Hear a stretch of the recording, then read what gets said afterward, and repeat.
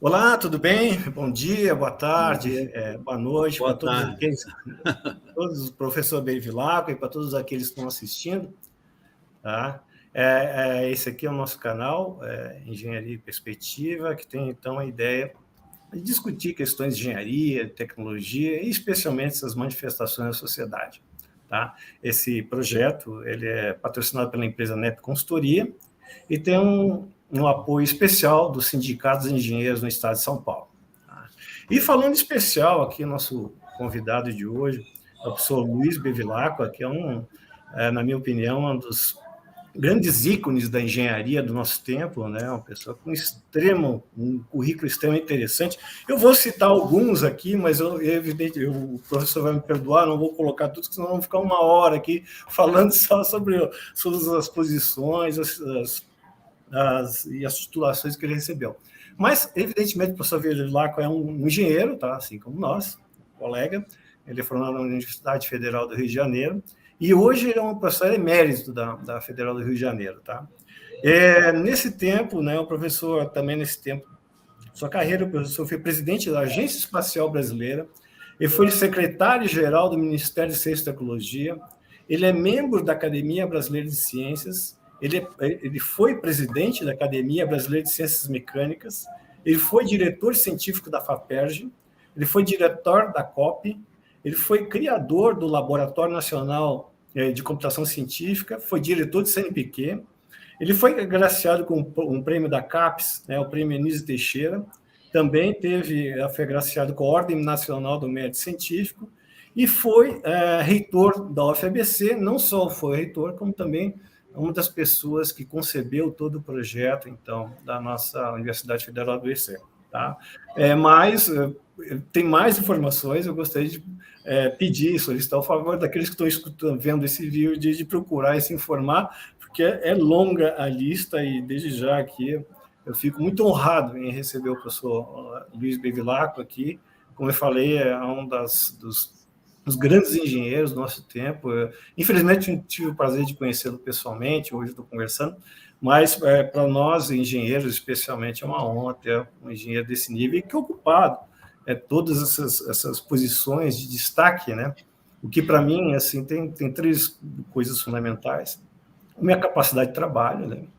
Outra é a capacidade de articular pessoas e, evidentemente, a capacidade intelectual para poder administrar isso aí tudo, né? Então, e hoje em dia, ele já, aos 86 anos, né, mestre? Estávamos conversando aqui em off, né? Está em plena forma e atuante, né? Dando palestras, extremamente solícito, né? Eu mandei um e-mail em 2 dias e meio, respondeu ainda se desculpando pelo atraso, porque tinha sofrido uma operação, imaginem só. Então, eu agradeço a sua gentileza e, para mim, é uma honra e um prazer recebê-lo, mestre. De resto, a gente tentar encaminhar aqui pelo tamanho do currículo do professor e pela riqueza de informações, eu sugeri, então, a fala livre ao professor no primeiro momento, onde eu vou tentar intervir o mínimo possível sobre essa trajetória, e aí eu imagino a capacidade de síntese dele, né? Não é uma tarefa fácil. E num segundo momento, aí, a gente falar um pouquinho mais da Universidade Federal do ABC, que é uma dentro das instituições de ensino, não só pela minha udemidade, pela proximidade, estamos falando em 15 anos, né, que é bastante tempo, 16 anos, mas me parece aí que sintetize, eu acho que ele teve a oportunidade de participar de todo o projeto e também de ser reitor, quer dizer, isso aí é uma empresa,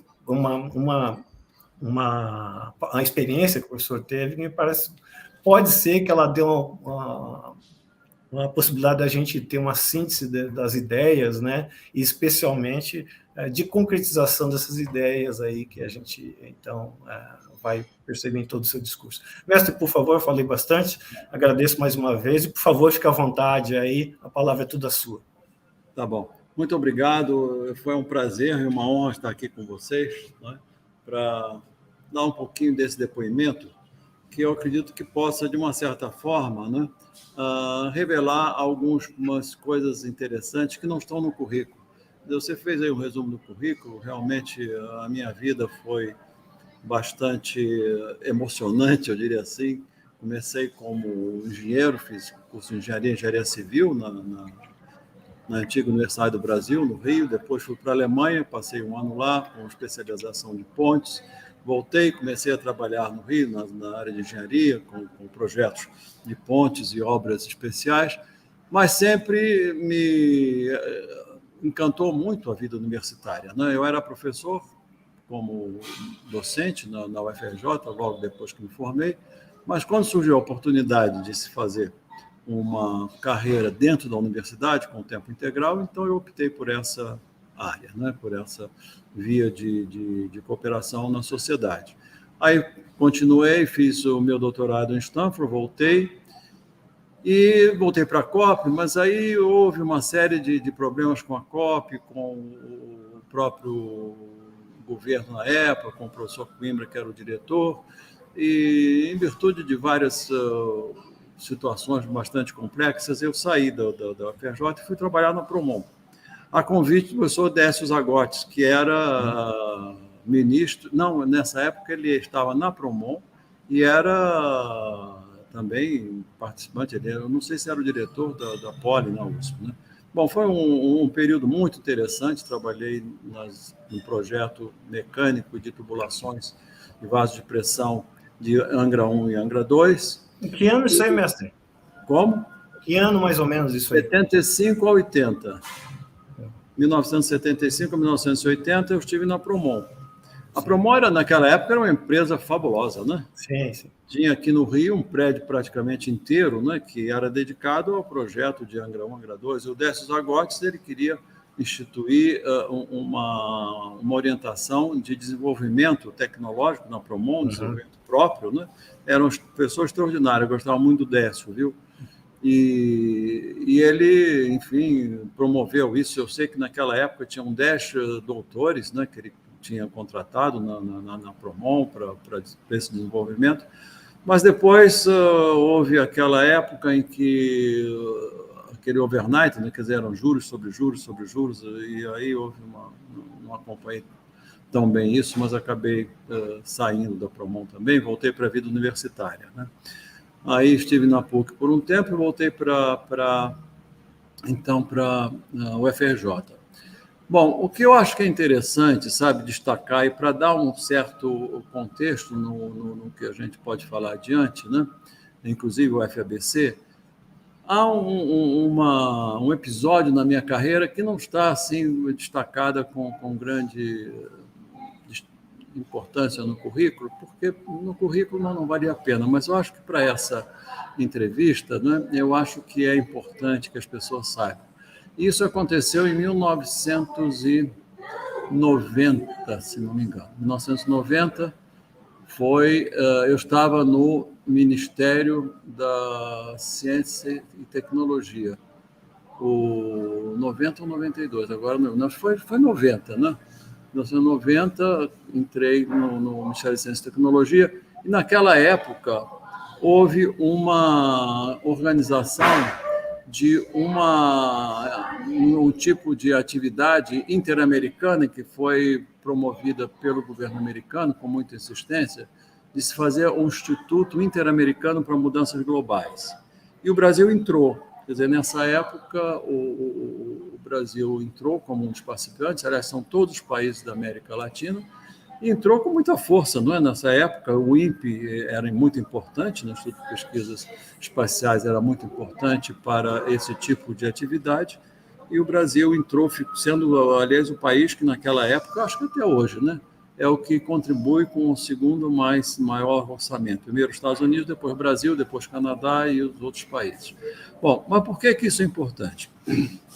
Isso é importante porque eu fiquei 10 anos no comitê, né, de científico do Instituto Interamericano, e nós começamos a analisar projetos que eram ligados ao meio ambiente, né? Mas com várias perspectivas, tanto do ponto de vista científico, mais de meteorologia, né, até biológico, né, para manutenção do meio ambiente, de espécies, de florestas, etc.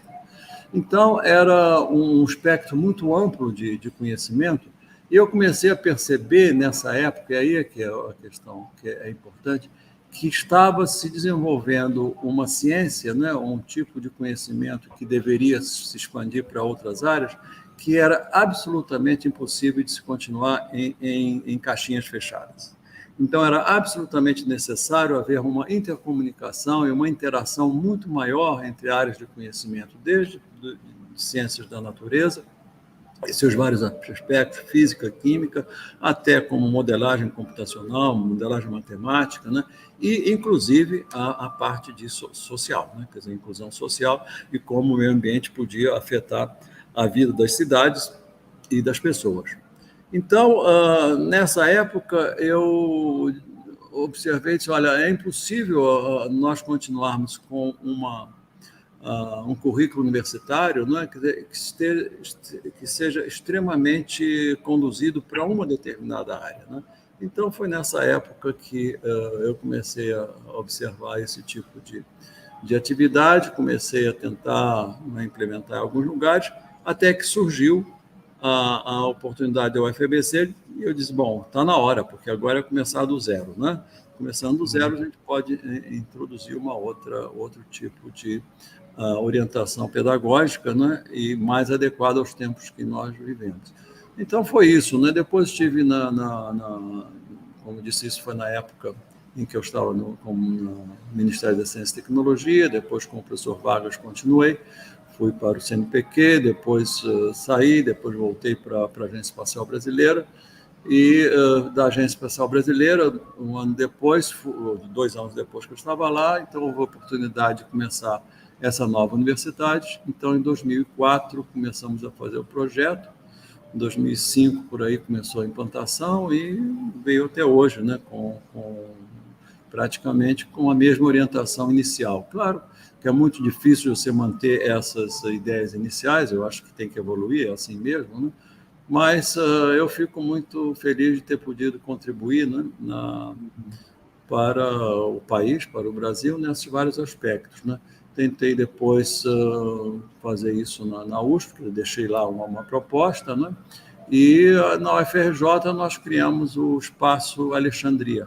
O Espaço Alexandria funciona já há 10 anos na UFRJ, eu já estou afastado também, tem a professora Juliana Soares que conduz, o José Otávio também, que é um outro entusiasta, e é uma iniciativa que reúne professores e estudantes, né, de vários departamentos, de várias orientações. E ele está tentando agora, fizeram um modelo de novas disciplinas para propor à reitoria como uma modificação, né, dos estudantes na universidade. Já existe uma outra no Instituto de Ciência e Geologia, né? Então, praticamente seria juntar essas duas iniciativas.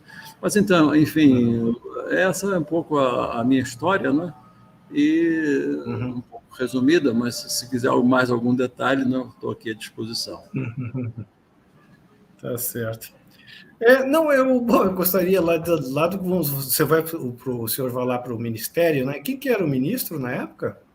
Bom, começou com o ministro Jaguaribe, Hélio Jaguaribe.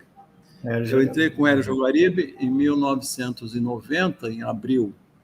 Em setembro de 90, o presidente Collor saiu, né? Não sei se lembram disso. Né? Sim, claro.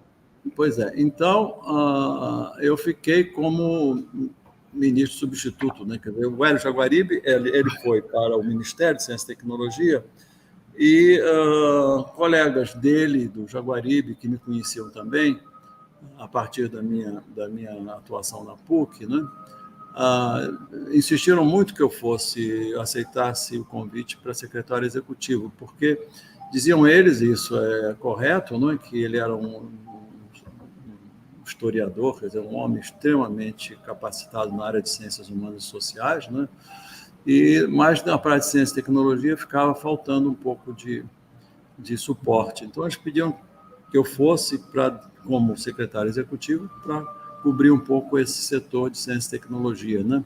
Então, eu inicialmente não queria ir, não, porque eu Enfim, não é a minha vocação, mas diante de tanta insistência eu fui. E aí, então, o que aconteceu? Teve a Rio 92, não sei se sim, foi Rio 92. Sim, claro. Pois, então, então, um pouco antes, criou-se esse Instituto Instituto Interamericano de Mudanças Globais. Existe até hoje, né? A sede atualmente é no Uruguai, em Montevidéu. Foi no Brasil durante uns anos, depois foi para Montevidéu. Então, foi nesse contexto que eu fui para o Ministério. Eu gostei muito do professor Jaguaribe, porque era um homem que não era ligado, ele não era, a vocação dele não era permanecer para sempre no Ministério, era servir ao país durante um tempo. E depois voltaria para a sua área de pesquisa, de ensino, né? Era um grande cientista social. Então, isso foi muito... Enfim, eu gostei muito desse convívio com o professor Jaguaribe. Essa época aí, até onde eu sei, o Ministério foi criado em 1985, né? Isso, então, era relativamente recente, né? Isso. Poderia, evidentemente, o senhor tem uma trajetória final dos anos 50 até... Mas, assim, com relação a essa preocupação com ciência e tecnologia, o senhor chegou a acompanhar no nível institucional, até chegar lá no Ministério, como é que estava mais ou menos organizado, né? Porque também teve o governo Collor, também foi tumultuado, né? Também. Foi. Mas tem alguns fatos curiosos, quer dizer, o Ministério, naquela época, ele coordenava praticamente todos os institutos, né? Agora depois foi dividido, ficou parte dentro do CNPq, né? E saíram do Ministério, mas naquela época praticamente todos os ministérios, todos os institutos do nosso sistema federais, né? de ensino e pesquisa estavam ligados ao Ministério. E era uma época complicada, como você mesmo mencionou, não havia muita tradição, né, nesse ministério, depois até comento sobre um fato que ocorreu. Mas, no primeiro orçamento que nós recebemos, e foi em junho, o Jaguaribe ainda era diretor, era ainda o ministro, ele me chamou e disse, olha, acabo de receber do Ministério da Economia o orçamento para o próximo ano. Quero que o senhor veja, porque para mim está difícil. Bom, eu fui olhar o orçamento, praticamente não havia recursos para os institutos. Praticamente nada. Nem para pagar os impostos davam, né? Os impostos territoriais, as coisas mais básicas, água, luz, tudo mais, energia. Então eu disse, olha, ministro, não dá.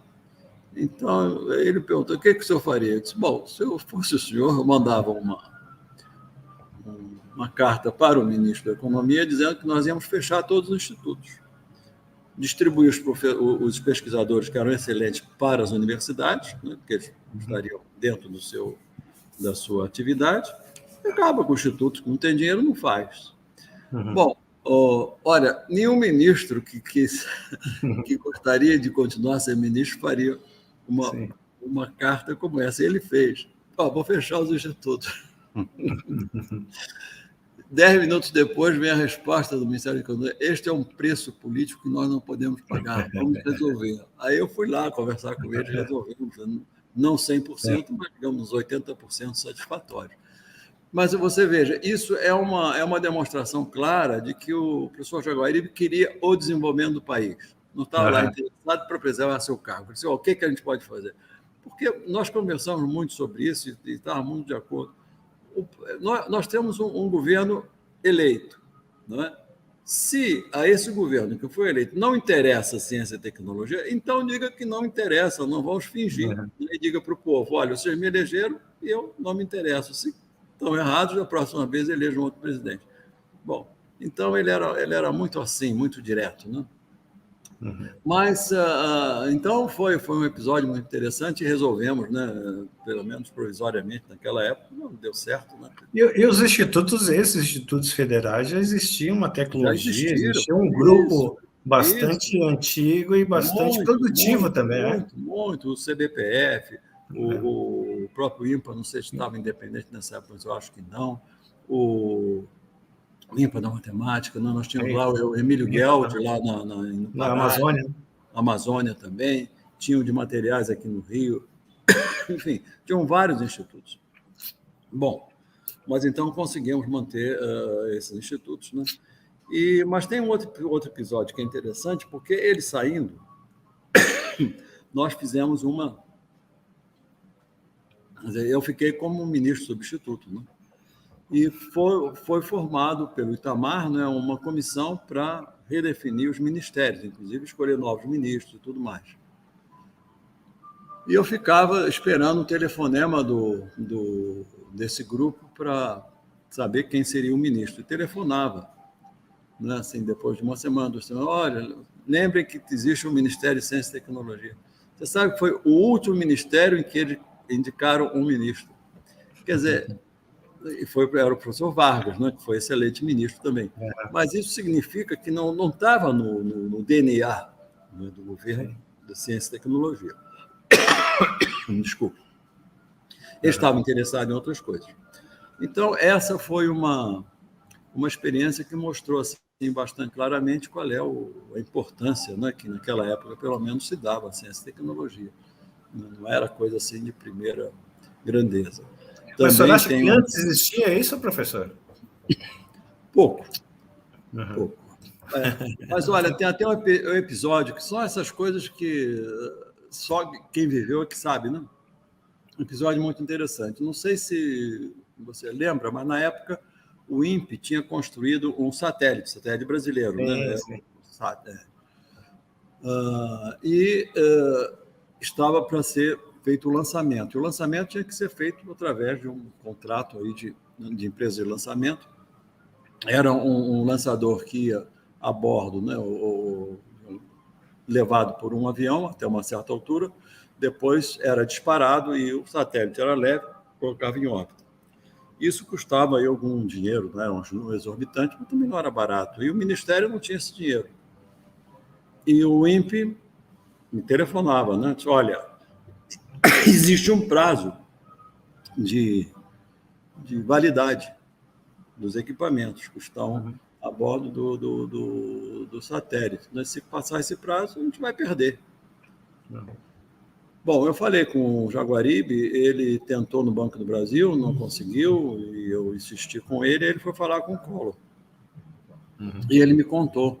Eu pedi a FINEP disse que não tinha dinheiro, o Banco do Brasil também não. Então, o que aconteceu? Ele foi falar com o Collor, e ele ouviu, né, nesse episódio, o Collor telefonando para o Banco do Brasil, e ele ouviu o Collor dizer, eu estou ordenando que pague esse lançamento. E foi assim, né? Então, foi uma ordem expressa do presidente Collor que permitiu que nós fizéssemos o lançamento do primeiro satélite brasileiro. Então, são coisas interessantes que aconteceram ao longo desse tempo, né? Enfim, mas foi isso. Então, depois de escolhido esse ministério, o ministro, o professor Vargas, eu continuei no ministério por mais um tempo, mas aí pedi que fosse transferido para o CNPq, para diretor dos institutos, né, que área que eu estava mais habituado, e fiquei lá até terminar o mandato do Itamar, né? E aí voltei para o Rio, porque, francamente, não é a minha intenção, nem eu acho que seja a minha vocação, ficar trabalhando nesses cargos administrativos. Não sou talhado para isso, sabe? De modo que voltei para a universidade, né? Até que entrei para a agência espacial também, por insistência do novo governo, aí já era o presidente Lula, isso foi em 2002 que entrou. 2002, aí, por insistência do pessoal da agência espacial, do próprio presidente, através do Ministério da Aeronáutica, etc., fui para a agência espacial. Depois saí da agência espacial e aí surgiu, digamos, essa oportunidade de criar o FABC, né? E, de fato, aí foi uma experiência extraordinária. Eu aceitei. Né? É interessante a história, porque algumas pessoas diziam o presidente Lula foi para a presidência e logo fundou uma universidade lá onde ele trabalhava, no ABC. Não é verdade. Esse projeto estava há mais de 20 anos no Congresso, só que estava engavetado. E o Lula disse, olha, desengavetem. Já tem um projeto aí já há mais de 20 anos, então implementem esse projeto, né? E foi muito interessante, porque é muito diferente, viu? A gente começar com um projeto assim, inicial, sem conselho universitário, sem essas restrições todas, e poder discutir mais livremente, né, um projeto de uma nova universidade. Professor, antes de entrar nesse tema específico, eu posso deixar fazer uma pergunta que a gente, claro, ao longo do tempo, aqui, inclusive no Centro de História da Ciência, durante muito tempo, foi cultivada, vamos dizer assim, de certa maneira, essa questão, relativa à cultura, né, relativa à ciência e tecnologia no Brasil, né? Então, existiam várias explicações, né, por que a ciência e tecnologia não se tornava orgânica no Brasil, né, de maneira a não sofrer esse tipo de situação. Nós tivemos um primeiro ministério em 1985, né, quer dizer, mesmo assim recuou, aí voltou para a secretaria, aí voltou para o ministério, aí ficava vago, aí substituía. Quer dizer, não, parte de uma questão burocrática, mas o entendimento de que isso é uma necessidade para construir um país, né, desenvolvido, né, que eu acho que ninguém tem dúvidas, né, que o desenvolvimento vem pela ciência e tecnologia, mas mesmo assim isso aí me parece que até hoje não está bem estabelecido em nível burocrático, em nível de organização, nível orgânico, né? O que na época, nos né, grupos acadêmicos, aí, eu me lembro da participação do professor Milton Vargas, não sei se eu tenho oportunidade de participar, de conhecer, mas eu sou Choso, né? Então, existiam questões assim de viés histórico. Não, a educação jesuítica, né? Que era contra a ciência moderna, que era antes método científico e tal. Bom, aí depois teve o prático imediatismo dos portugueses, né? Qualquer coisa de médio e longo prazo para eles não servia, tem que ser uma coisa para resolver. Isso, de certa forma, eu, assim, como engenheiro de fábrica, até hoje eu consigo perceber essas coisas, viu? A coisa de vamos resolver para amanhã, eu vou estudar, você está fora. Então, assim, a sua concepção, assim, nesse tempo todo que eu sou, como engenheiro, estou participando na Promon, e também dentro de nível burocrático, como é que é a sua percepção, assim, dessa situação? Essa é uma pergunta muito pertinente, isso e muito importante. De fato, o Ministério da Ciência e Tecnologia, de uma certa forma, foi criado artificialmente, né? Que é o Renato Archer, né? Que era um homem instruído, né? Ele tinha uma boa formação, percebeu que, enfim, estava na hora de se ter uma ação mais eficaz ou mais forte, digamos, em termos até de recursos para o Brasil inteiro, né? E seria, então, uma expansão do CNPq, porque o CNPq já existia, né? O CNPq existia, a CAPES já existia. Então, era necessário que se fizesse um ministério capaz de abranger todas essas áreas, né? E ter um projeto de nação mais completo, né? Quer dizer, uma abrangência mais completa. Acontece que, no meu ponto de vista, né, essas coisas ficaram um pouco artificiais, viu? Porque, veja o seguinte, né, isso é bom e é eficaz, um ministério que tenta fazer essas atividades, quando existe uma predisposição já do país, né, em executar esse tipo de tarefa, né, e esse tipo de interação. Entretanto, se você for investigar, assim, analisar com mais detalhe, as nossas próprias universidades federais, estaduais, né, têm muito pouca interação. Então, eu acredito que essa falta de interação entre o setor, entre as várias universidades, né, ela não fornece uma massa de manobra, vamos dizer assim, ou uma interação, uma rede, né, que possa apoiar com mais intensidade, né, o desenvolvimento científico e tecnológico. Essa é um setor, né, uma observação. E o outro, né, E aí falamos da nossa tecnologia, né, ciência e tecnologia, e o outro é uma falta de, digamos, até de cultura, né, em desenvolvimento científico e tecnológico, ou disposição da sociedade, através dos governos e do legislativo e executivo, né, de desenvolver um país que possa ser tecnologicamente competitivo. Né? Você veja o seguinte, provavelmente você sabe muito mais do que eu, né? Mas se você olha, a Fábrica Nacional de Motores foi criada, acabou. A Gurgel, lembra da Gurgel, né? Quer dizer, Gurgel, ele foi me procurar, eu estava no Ministério da Ciência e Tecnologia, e o Gurgel foi me procurar, tem uma nova fábrica que vai ser instalada, provavelmente no Nordeste, estava pensando no Ceará, uma nova fábrica para um projeto de um automóvel mais sofisticado, ele tinha aquele carrinho pequeno, né? E estava precisando de um financiamento dessa fábrica. A FINEP não deu. Eu insisti bastante com os diretores da FINEP na época, né? Mas eles se recusaram, né? Não deram financiamento ao Gurgel. Consequência, o Gurgel acabou. Né? E mais tarde, né, nós tivemos quais? Nós tivemos a Consub, com quem eu trabalhei também, que é uma empresa que veio de São Paulo para robôs submarinos, foi fundada, durou algum tempo, fechou. A Engesa era uma empresa de altíssima qualidade, né? Começou e fechou. Metal Leve, começou e fechou. Né? Tinha uma outra de Petrópolis também, que era muito boa, de turbinas, né? Também começou e fechou. Quer dizer, a quantidade de empresas brasileiras que começaram a se implantar e não tiveram um aporte, um apoio, né, definitivo do governo, né, acabaram fechando. Então, isso demonstra que não há uma perspectiva industrial no Brasil, né, ao longo de vários anos, né, que estimule muito o nosso desenvolvimento e o consumo dos nossos próprios produtos. Salvo alguns casos, e um deles que é espetacular, que é da WEG, né?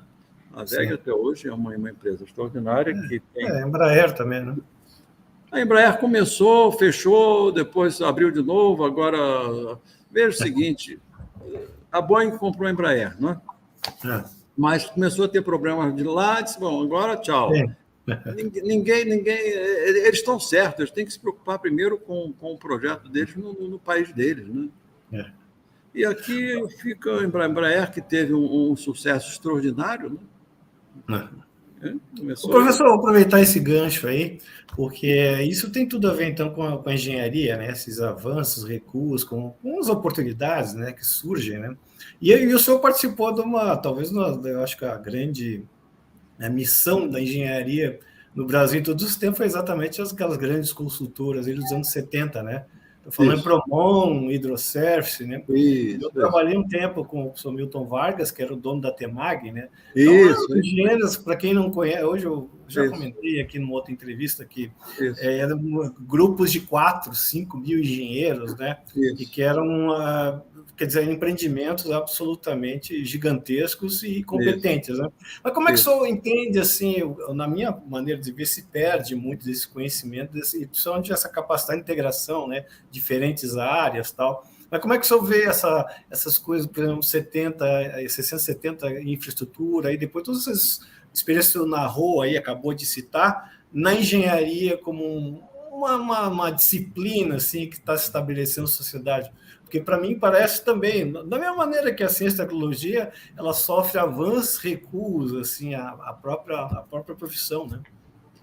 Pois é, eu vejo o seguinte, aí são mais impressões minhas e experiências de vida, né? Eu acredito que, fazendo uma análise da nossa trajetória como país, né, nós ainda estamos digamos, sofrendo do mal, né, da Revolução Industrial. O Brasil não conseguiu ir para frente, né? Quer dizer, no início do século passado, né, vários países começaram a se desenvolver. É muito interessante, por exemplo, o depoimento do reitor de Harvard, né, nessa época, no início do século passado, dizendo que ele tinha voltado de uma viagem à Europa e estava vendo que os Estados Unidos estavam importando produtos europeus. E ele disse, isso não pode ser, principalmente no estado aqui de Massachusetts, que é um estado com vocação industrial. Precisamos ter os nossos produtos, precisamos ter uma nova educação, inclusive, que propicie uma orientação e enfim, desejo de se fazer novas tecnologias. Né? Então, nós perdemos essa guerra, né? E o resultado disso, como já disse, foi a criação e o fechamento de várias empresas que nós tivemos nos últimos, sei lá, 20, 30 anos. Isso é uma coisa absurda do meu ponto de vista. Quer dizer, não temos vocação industrial? Será que o Brasil não tem capacidade? Temos capacidade. Mas o que me parece, e aí é que é um pouco, digamos, eu vou arriscar um pouco, me parece que os resultados financeiros e monetários são prioritários. Quer dizer, as empresas não têm uma intenção e nem o desejo de investir, de reduzir seus lucros por um certo tempo para investir em desenvolvimento industrial e serem capazes de ter suas próprias invenções, né, no mercado. Então, o lucro imediato, o retorno imediato, é muito mais valorizado aqui do que esse orgulho de ter o seu próprio produto. Né? Você pode ter algumas exceções, a VEG é uma, como a Embraer, como você citou, é outra. Os nossos aviões eram altamente competitivos, né? São, né? Quando são fabricados, né? Mas nós não temos essa vocação.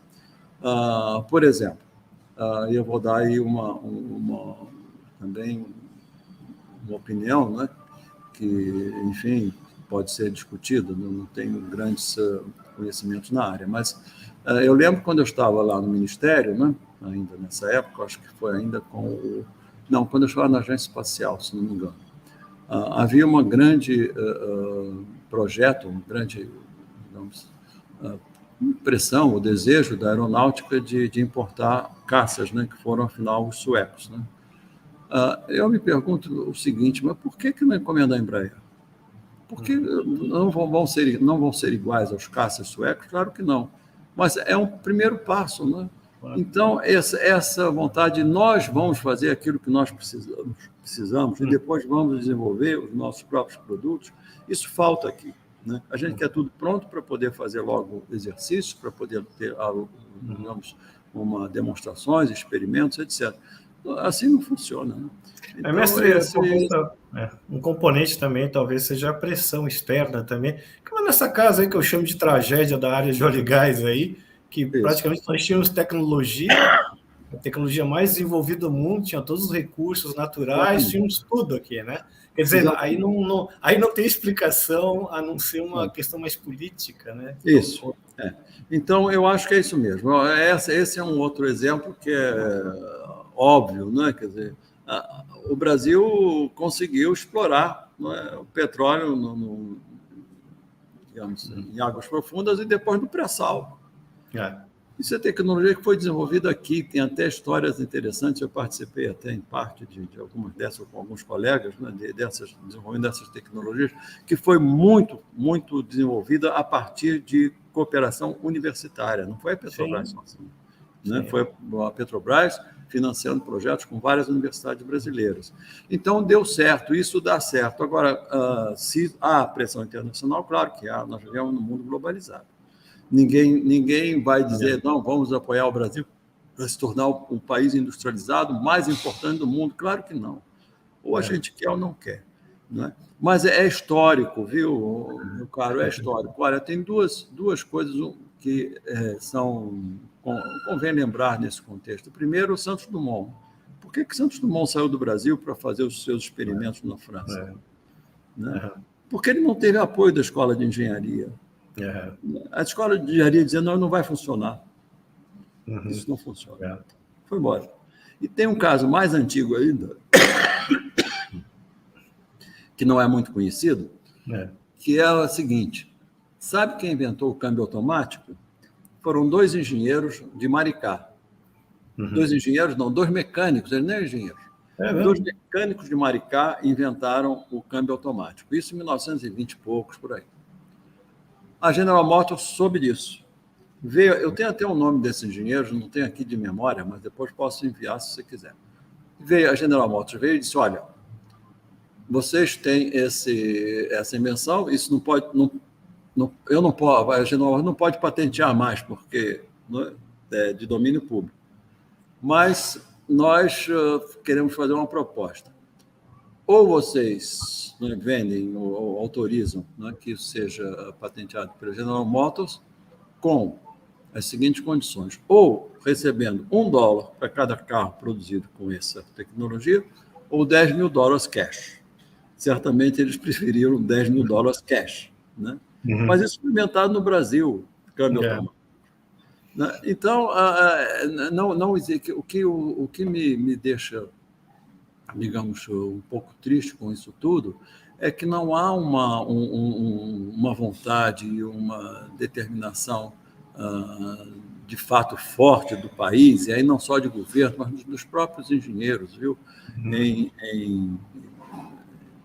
Enfim, em firmar a nossa tecnologia, né? Uma história que eu posso também aí dar meu testemunho, que isso eu vivi, na Promon, é uma vaso de pressão, e havia um pequeno trecho de uma tubulação conjugado com vaso de pressão, que era preciso fazer análise, né?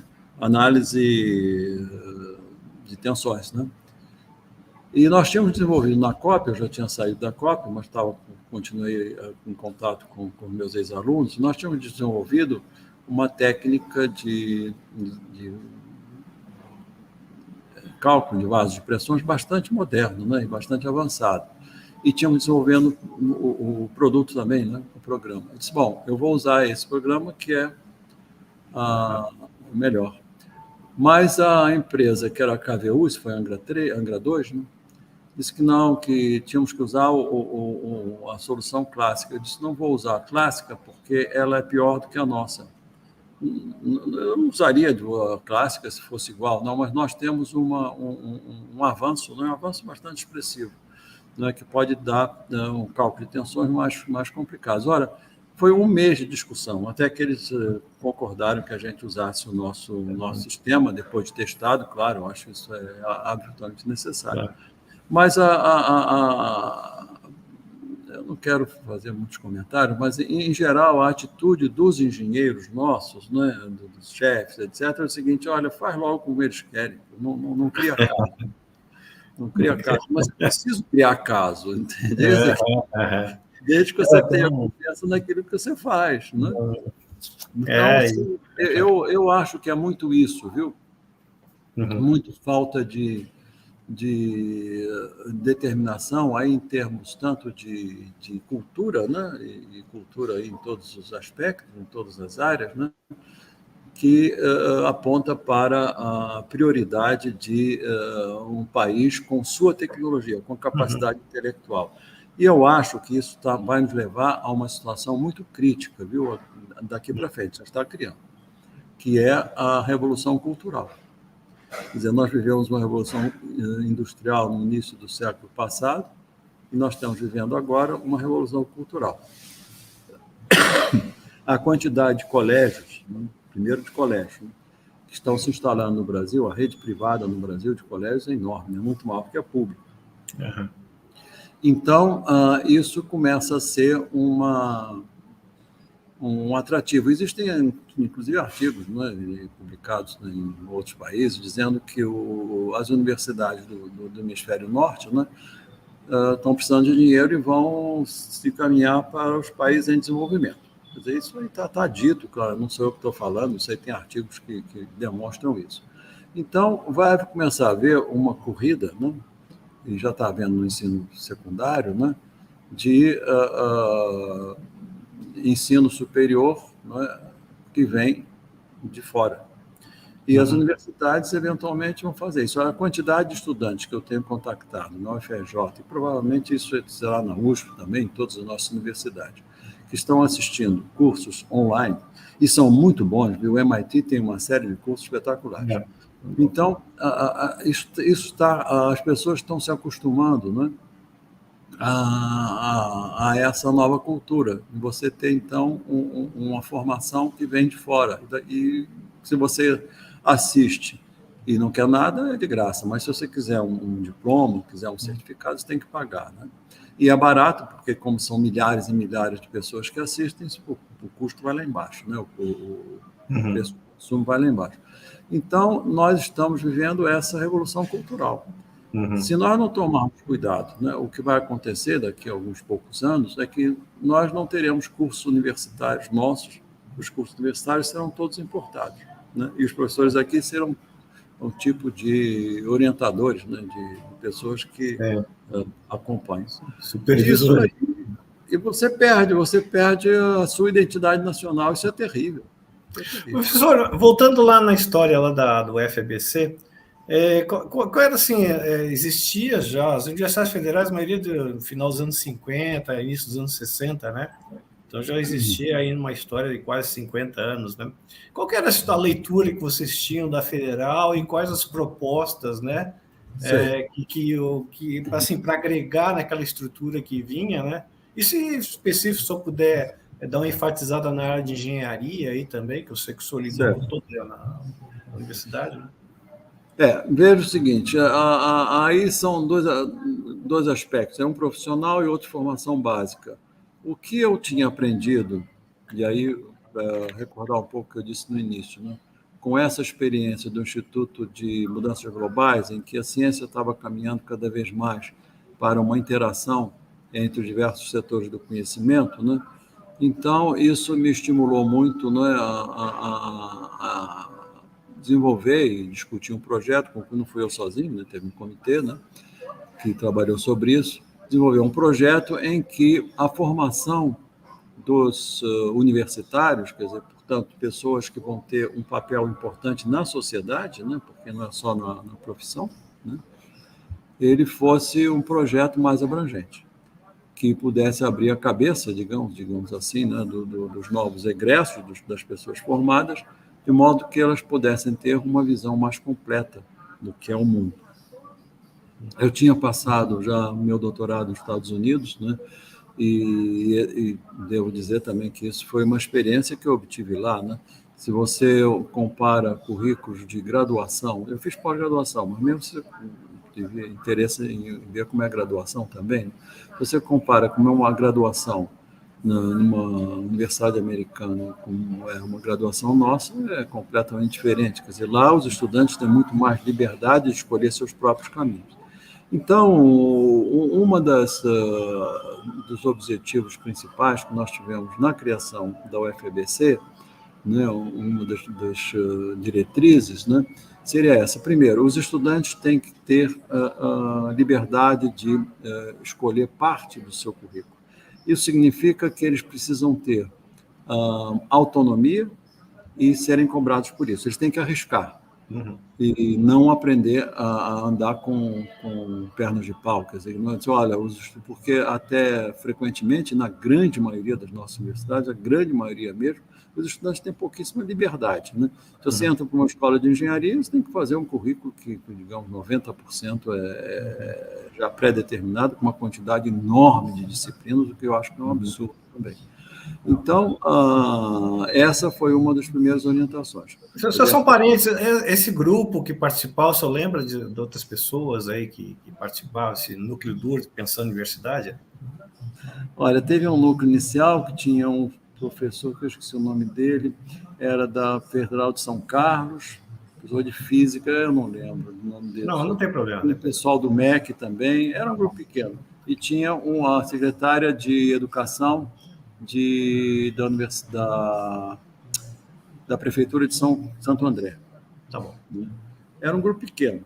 Depois teve um grupo maior. Quer dizer, esse grupo pequeno, deixa eu distinguir o que aconteceu. Esse grupo pequeno traçou simplesmente a grande orientação da universidade. Quer dizer, tem que ser uma universidade pública, uma universidade que vai,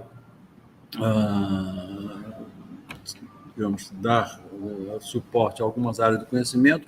Nós eliminamos desde o início medicina, viu, porque é muito caro, e eu acho que naquela época, e até hoje, né, uma escola de medicina tem que ter hospital, tem uma coisa caríssima, então não foi orientado. Então ficamos com engenharia, né, que era o grande eixo, né, no início. Agora tem ciências humanas e sociais, mas o grande eixo era engenharia. Embora dentro da formação houvesse também disciplinas de cunhos de humanidades, né, porque não se pode formar ninguém hoje em dia sem saber o mundo em que ele está vivendo, né? Então, nessa época, nós tivemos essa visão, essa orientação. E depois, então, fez-se um grupo maior, aí de 25 professores, né, que vieram de vários estados do Brasil, não é? Em diferentes áreas, né, para discutir, então, um currículo mais específico, né? E nesse currículo mais específico, eu lembro muito bem do professor Alaor Chaves, de Minas, da Federal de Minas Gerais, o professor da USP, tinham vários professores também que vieram do Rio Grande do Sul, o FRJ, teve uns 4 ou 5, o Raup também fez parte, que era do LNCC, teve uns 3 ou 4 professores que, depois que eu fiz a proposta inicial, disseram que não acreditavam nesse modelo, aí saíram. Então, o grupo ficou restrito a uns 20, né? 21 professores que acreditavam no modelo. Mas então foi nessa segunda etapa desse modelo, né, que se começou então a fazer essa proposta, digamos, em que os estudantes deveriam ter mais autonomia na escolha das suas disciplinas, portanto, parte das disciplinas deviam ser de livre escolha e parte, então, seria a marca da universidade. Então, foi isso que se fez, com uma orientação um pouco diferente, né? Porque não era aquela... Veja o seguinte, se você for na USP, pelo menos na UFRJ também, eu acho que na USP, na grande maioria das universidades, né, quais são as disciplinas, por exemplo, de física e de cálculo? É cálculo 1, 2, 3, 4, né? Depois tem física 1, 2, 3, 4. Quando eu fiz meu curso de engenharia, há 60 anos atrás, era física 1, 2, 3, 4, cálculo 1, 2, 3, 4, etc. Quer dizer, claro que a matéria mudou, mas não há uma distinção do que se dá.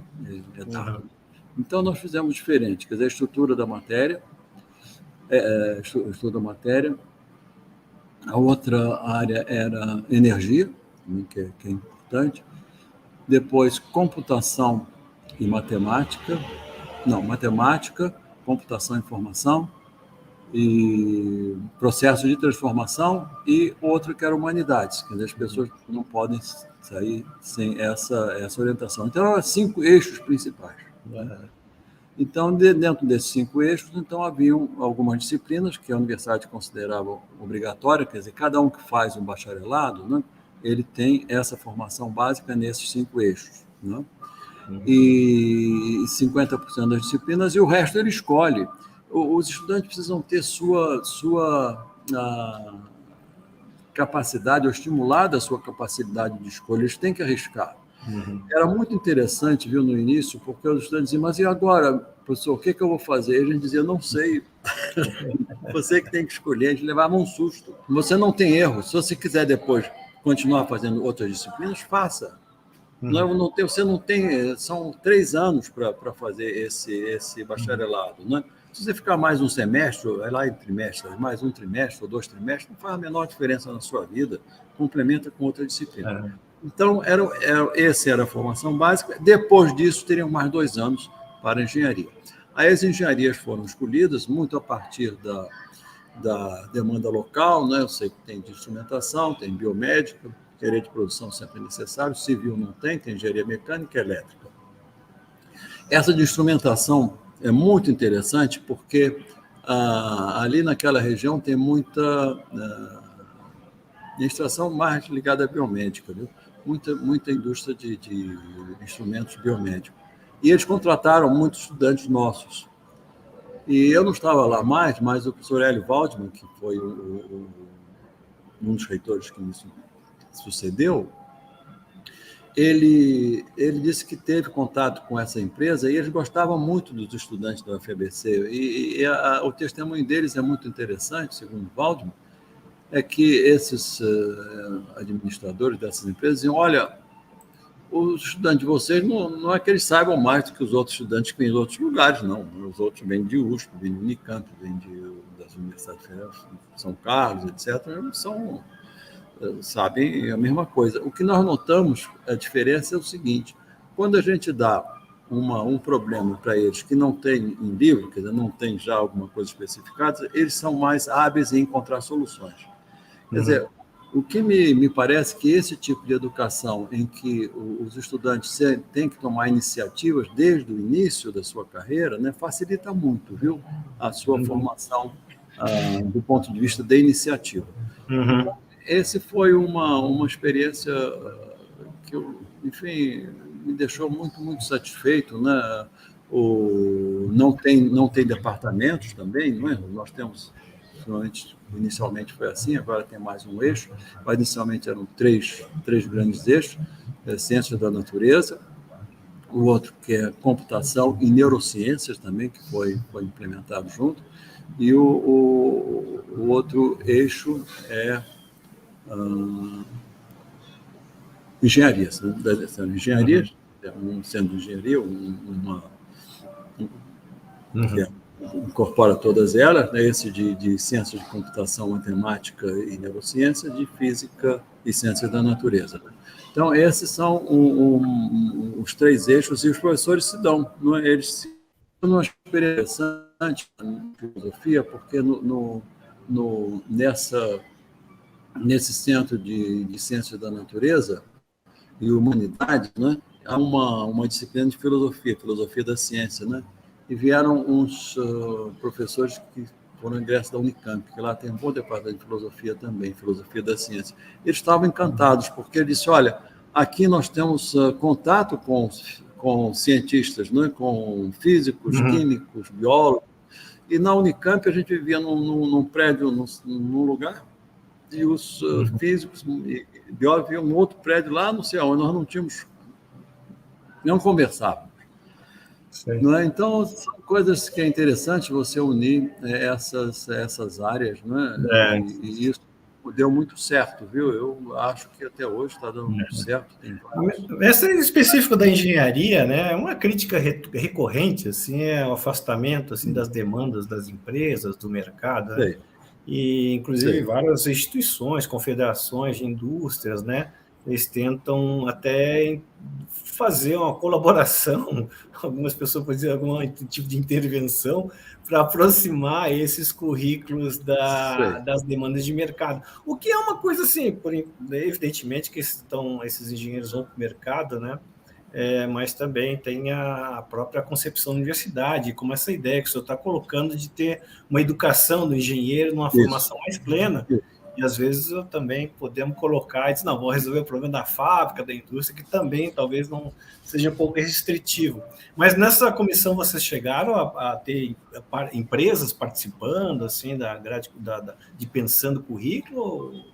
Não, isso foi depois, né? Nessa, eu acho que você falou até bem, eu acho que provavelmente foi uma falha, né? Devia ter pessoas do... Eu acho que é um tema polêmico, viu? Acho que é um tema... Não, mas eu acho que é uma falha mesmo, isso é a nossa cultura, eu reconheço isso, né? Mas a nossa experiência a posteriori tem uma perspectiva que é boa, que é a seguinte: trata-se dos cursos de pós-graduação, porque nós começamos com graduação e pós-graduação, uma grande bobagem. Primeiro você tem que fazer graduação, depois pós-graduação. Nenhum professor bom vai para uma universidade para ficar ensinando a graduação e sem a oportunidade de ter estudantes de pós-graduação, de fazer suas pesquisas. Então, criou-se tudo simultaneamente. Mas o que eu queria dizer é o seguinte, que isso foi até uma iniciativa do professor Klaus Capelli, que foi um dos últimos reitores. Ele fez os projetos com as indústrias locais muito interessantes, que de doutorado, né? Mestrado e doutorado. Os estudantes que iam fazer doutorado, por exemplo, eles passavam 6 meses numa indústria, né? Sustentados por esse projeto, né? da universidade. E nesses 6 meses eles identificavam problemas que eram importantes para a indústria e admitiam desenvolvimento científico e tecnológico. e as teses deles, então, eram orientadas nessa direção com a cooperação entre a universidade e os estudantes. A universidade e os estudantes e os professores, e a universidade, né? Então, e a empresa. Então, isso parece estar funcionando muito bem. Quer dizer, há uma interação grande entre a universidade e o setor industrial em certos tópicos de pesquisa. Isso está atualmente funcionando bastante bem. Agora, o que me parece, e aí são empresas maiores, o que me parece também que é uma das falhas nossas, e aí novamente eu volto ao setor industrial, é que não são muitas as empresas que têm interesse em desenvolvimento científico e mais tecnológico, porque é um custo, isso é caro, e isso tem que ser tirado, certamente, da parte de lucro da empresa, né? E é complicado, até nas empresas públicas. Olha, veja, eu te contar uma história. Nós estávamos trabalhando em desenvolvimento de robôs submarinos com a Consub, que é uma empresa de São Paulo, para a Petrobras. E estávamos no início, né? A Consub era uma empresa bastante boa, né? Que estava com esse tipo de atividade, e nós estávamos muito interessados também em desenvolvimento industrial, né? Principalmente nessa área de robôs submarinos, que envolvia pessoal de hidrodinâmica, de engenharia naval, de engenharia de controle, não é? de sistemas de controle, de robótica, etc. Mas, no meio do projeto, a Petrobras resolveu comprar esses robôs da Suécia.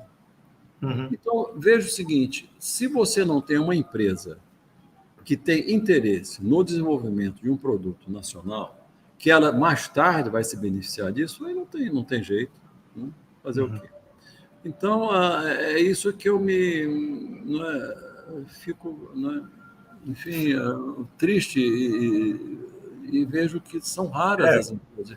Tem que gastar dinheiro, viu? Quem foi o último diretor da FAPESP? Professor da Unicamp. O Brito da Cruz. O Brito, isso.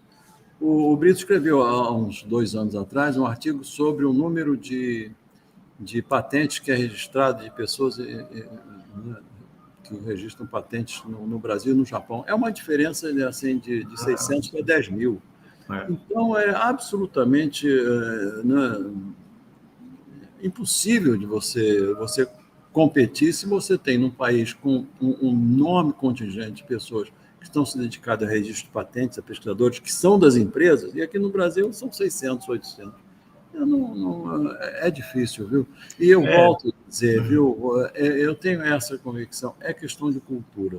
É questão de cultura, porque o Décio Zagotti, ele fez o possível para colocar a Promon dentro de um esquema de desenvolvimento científico também. Não é científico abstrato, é um científico e tecnológico, melhor tecnológico a palavra, né, para a própria empresa.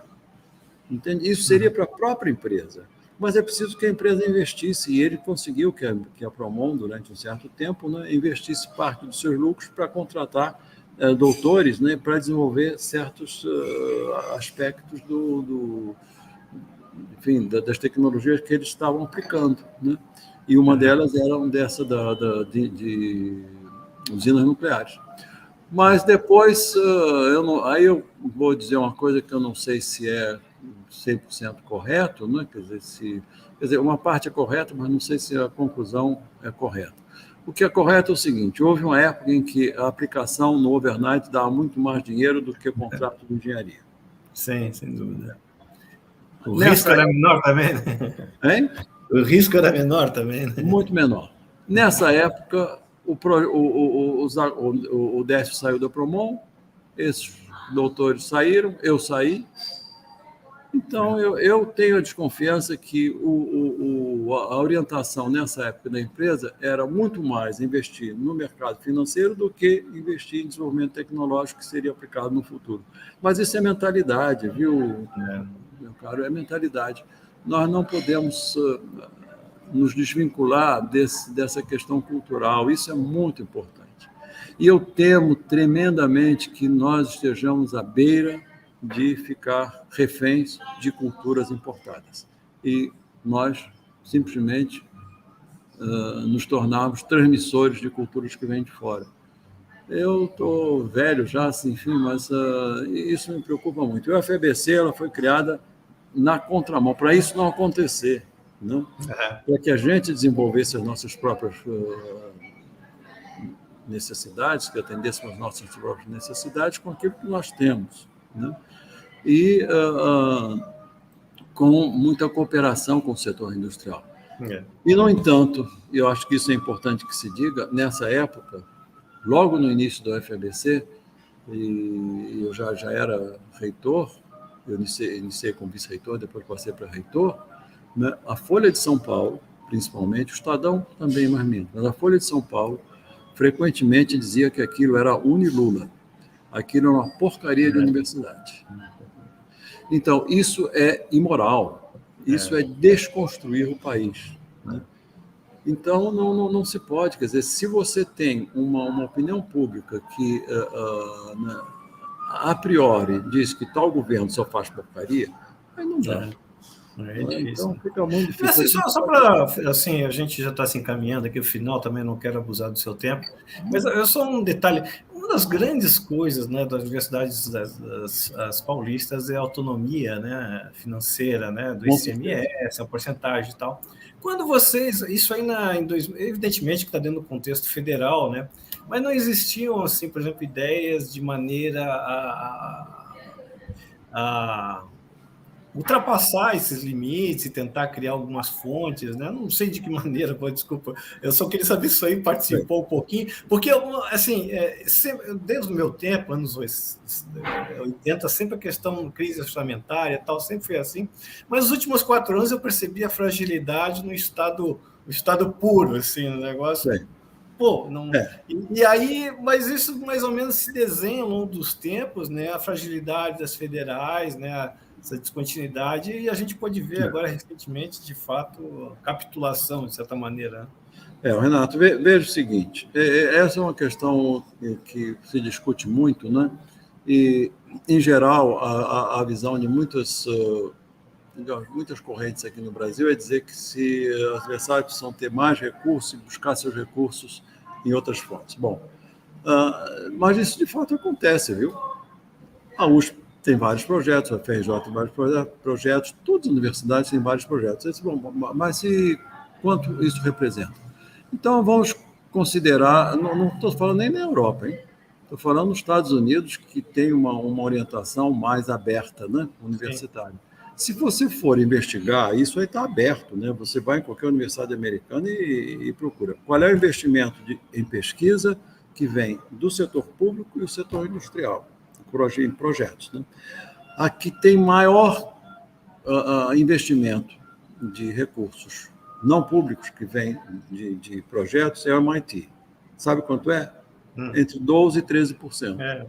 A Universidade da Califórnia, Berkeley, tem 6% que vem do setor público. O resto tudo é governo. Quer dizer, é impossível, né, querer que as universidades nossas, né, consigam grandes investimentos do setor industrial. Não existe, isso não se faz em lugar nenhum do mundo.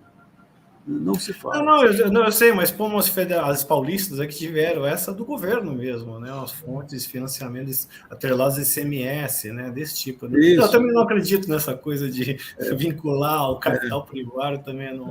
Não adianta. Agora, uma coisa você tem razão, isso não existe. É preciso mais independência no uso dos seus recursos. Sim, sem dúvida. Como tem as garantias, né, mestre? Garantias, né? Pô, a palavra contingenciamento, o pessoal começa a ter medo na universidade, porque de fato eu acho que é preciso. Eu acho que as universidades não são, têm vários defeitos. Eu vejo, por exemplo, uma quantidade enorme de docentes. Eu acho que não precisa de tantos docentes, eu preciso de menos docentes, porque quanto mais docente, mais disciplinas. Quer dizer, na realidade, eu suspeito que as nossas universidades têm um currículo com tanta disciplina, não é porque os estudantes precisam, é porque os docentes têm que estar em curso. Então, nós precisamos de muito mais universidades, isso é outra coisa, mas não inchar a universidade. Nós precisamos de muito mais universidades, orientação de governo, universidades enfim, públicas, né, pelo Brasil inteiro, mais espalhadas, mas não grandes, Eu acho, por exemplo, que a USP, bom, se eu vou dizer isso, se eu publicar isso, vão cair de pau em mim. Eu acho que a USP devia ter 3 campi diferentes. O Central, Ribeirão Preto devia ser um campus com independência, entende? Quer dizer, no meu ponto de vista, né? De modo que tem um terceiro, então, que esses 2 pelo menos, e outros São Carlos. Quer dizer, São Carlos, Ribeirão Preto e cidade de São Paulo, porque já são suficientemente grandes, dá mais independência a esses grupos, para as pessoas terem mais, enfim, iniciativas, né? A gente quer ficar tudo centrado, tudo sob controle. Não é assim que funciona, é muito mais interação. Nós não interagimos, essa é a minha preocupação hoje em dia. Quantos estudantes da UFRJ vão fazer curso na USP e quantos estudantes da USP vão fazer curso na UFRJ? É verdade. Praticamente zero. E nas universidades europeias e americanas, isso é comuníssimo. Eu vi Stanford e Berkeley, por exemplo, eu estudei Stanford. Estudantes indo de Stanford para Berkeley, de Berkeley para Stanford, para fazer cursos. Entende? Para ver essa interação. Aqui é uma ciumeira, a gente não quer que ninguém saia. Então, eu não sei, eu tenho me preocupado muito com isso, né? De nós termos mais troca de estudantes, troca de professores, né? Professores que vão para... O Ciências Sem Fronteiras foi uma bela iniciativa, né? Infelizmente. Sim, não há dúvida, mas agora precisa mais uma Ciências com Fronteira para a pessoa fazer isso aqui bem, não é só no também. Rio, né? Eu acho que tem que ser aqui dentro também. E outra coisa, não é só mandar estudante do Brasil para fora, é trazer estudante de fora para o Brasil. Eles precisam conhecer o que nós somos. Sem dúvida. Porque uma das coisas... Eu me lembro que estava fazendo trabalho de CNPq, que eu trabalhei há alguns anos, né? E falando com um ex-presidente do CNPq, eles comentando aqui, um dos grandes eventos, uma das experiências mais bem-sucedidas da educação brasileira é a pós-graduação aqui no Brasil, né? E de fato né? Então, dizer, pesquisas e pesquisadores de altíssimo nível, né? Mas que, evidentemente, ficam também atrelados a uma burocracia e algumas amarras aqui, que hoje a gente vê essa vazão de cérebros aí, que é uma coisa que praticamente não existe um controle, né? E a gente entende, né? Os federais não tinham conta para pagar. Estava conversando com um colega meu da Federal do Rio Grande do Sul, tem um litígio entre o reitor e o conselho universitário há um ano. Então, é assim, é uma certa fragilidade, então, ao mesmo tempo, potencial de surto de pessoas, de cabeças, né? Mas dentro de uma estrutura que, de fato, é repensada. Por isso que eu acho que a contribuição dessa nossa conversa é exatamente assim, a Federal do ABC como uma coisa nova, arejada, né? E que trouxe, de fato, novas ideias. Mestre, eu gostaria de deixar aqui estamos encaminhando para o final também, não quero tomar o seu tempo mais, eu gostaria de deixar um espaço aberto para, eventualmente, claro, deixamos vários assuntos de fora aí e tal, privilegiamos alguns, mas eu gostaria de deixar aberto aí para alguma falha que o senhor acha que, não, isso eu não posso deixar de falar, então eu gostaria de abrir. Renato, foi muito boa, eu acho que tivemos uma conversa boa, que eu falei, inclusive... alguns detalhes, né, de governo, principalmente essa experiência do Instituto Interamericano de Mudanças Globais, que eu acho que abriu a cabeça de muita gente para a interdisciplinaridade, ver que ciência não pode evoluir sem interdisciplinaridade, né? E eu queria novamente acentuar que isso tem feito digamos, um esforço enorme dentro das minhas possibilidades, né, de que nós precisamos nos conhecer melhor, interagir melhor entre as nossas universidades, promover intercâmbio de professores e estudantes muito mais intensamente. É um Ciências Sem Fronteiras, quando eu falo interno, né, assim, um pouco jocosamente, mas é isso mesmo, para que a gente reconheça que também nós podemos, né? Outra coisa que eu acho importante, que não foi comentada aqui, é que nas dimensões que nós temos, que é a dimensão desse país, é impossível que se tenha currículos úteis, únicos, mesmo em engenharia. Uma engenharia naval no Amazonas não é diferente da engenharia naval no Rio de São Paulo. Então, é preciso que haja muito mais liberdade de escolha dos seus currículos, porque os problemas que existem no Sul, Sudeste, Norte e Nordeste são completamente diferentes. Então, tem uma base, um núcleo que é essencial, que seria os 50%, né, do conhecimento, mas os outros 50% tem que ser muito adaptado às regiões locais. Por isso que no meu ponto de vista, funciona muito melhor no Brasil, funcionaria muito melhor se o sistema de educação pública fosse estadual. não federal. A experiência de São Paulo mostra muito bem isso, né? Isso poderia ser feito em outros estados também. Porque quando você tem um sistema universitário que está localizado no estado e tem independência para estabelecer seus currículos, ele pode atender muito mais as necessidades e as demandas locais. Então, eu acho que os recursos do MEC deviam ser redistribuídos para os estados, de tal forma que os estados fizessem, então, sustentassem as suas universidades estaduais. Eu acho que não é possível no Brasil desse tamanho você ter um sistema centralizado. É praticamente impossível, não vai funcionar. Então, essa é uma sugestão que eu queria deixar, e a outra, novamente, insistir, ciências, que a nossa ciência seja mais cooperativa internamente, tanto de professores como de estudantes, né? Valorizar mais o que a gente faz. Eu acho que isso é importante, nós somos muito bons. Tá bom, professor, eu agradeço imensamente a sua atenção, seu tempo aí, mestre, foi bastante rica a sua entrevista, aí, várias ideias, e assim, espero que essas ideias a gente possa jogar mais adiante aí para essas lideranças atuais aí tenham proatividade, né? Aí, e essa sua flexibilidade, né, de pensar, trazendo mais pessoas para trabalhar de diversidade de ideias especialmente. E assim, mestre, mais uma vez agradeço, tá? Espero que tenha outras oportunidades aí para a gente conversar. Eu, da minha parte, certamente, quero ter esse prazer de conversar novamente com o senhor. Eu te agradeço muito também essa oportunidade, também estou à disposição, toda vez que precisar, eu estarei à disposição para poder cooperar. Tá bom? Tá bom.